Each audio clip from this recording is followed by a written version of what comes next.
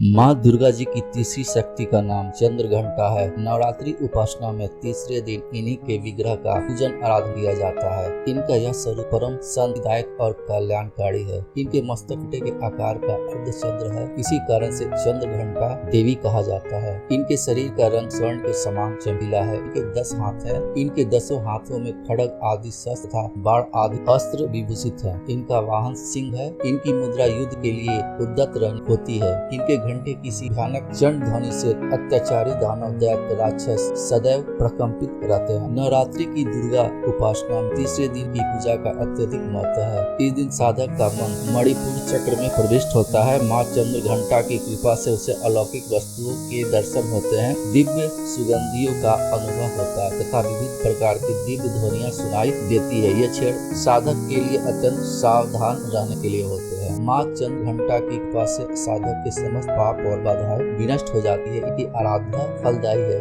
इनकी मुद्रा सदैव के लिए अभिमुख रहने की होती है, अतः भक्तों के कष्ट का निवारण ये अत्यंत शीघ्र करती है। इनका वाहन सिंह है, अतः इनका उपासक सिंह तरह पराक्रम अनुभव हो जाता है। इनके घंटे की ध्वनि सदा भक्तों की प्रेत बाधा आदि से रक्षा करती है। इनका ध्यान करते ही शरणागत रक्षा के लिए इस घंटे की ध्वनि निनादित होती है। दुष्टों का दमन और विनाश करने सदैव तत्पर रहने के बाद का स्वरूप दर्शक और आराधना के लिए अत्यंत सौम्यता एवं शांति से परिपूर्ण रहता है। इनकी आराधना से प्राप्त होने वाला एक बहुत बड़ा सद्गुण यह भी है कि साधक वीरता निर्भयता के साथ सौम्यता एवं विनम्रता का विकास होता है। उसके मुख नेत्र तथा समकाया में कांति की वृद्धि होती है। स्वर में दिव्य अलौकिक माधुर्य का समावेश हो जाता है। माँ चंद्रघंटा के भक्त और उपासक जहाँ भी जाते हैं, लोग उन्हें देखकर शांति और सुख का अनुभव करते हैं। ऐसे साधक के शरीर से दिव्य प्रकाश परमाणुओं का अदृश्य किरण होता रहता है। यह दिव्य क्रिया साधारण चक्षुओं से दिखलाई नहीं देती, किंतु साधक और उसके संपर्क में आने वाले लोग इस बात का अनुभव भली भांति करते हैं। हमें चाहिए कि अपने वचन क्रम एवं काया को विहित विधि विधान के अनुसार पूर्णतः परिशुद्ध एवं पवित्र करके माँ चंद्र घंटा शरणागत कर उपासना आराधना तत्पर। उनकी उपासना से